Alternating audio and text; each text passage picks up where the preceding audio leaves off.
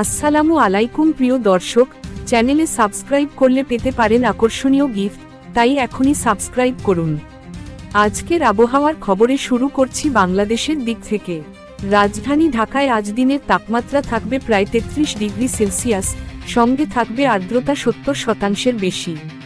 দুপুর থেকে বিকেল পর্যন্ত হালকা থেকে মাঝারি বৃষ্টি হতে পারে।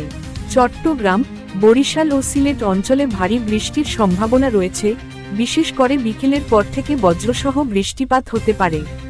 এদিকে পশ্চিমবঙ্গের কলকাতায় আজকের সর্বোচ্চ তাপমাত্রা থাকবে 35 ডিগ্রি সেলসিয়াস, তবে বিকেলের দিকে আকাশ মেঘলা হয়ে হালকা বৃষ্টির সম্ভাবনা রয়েছে।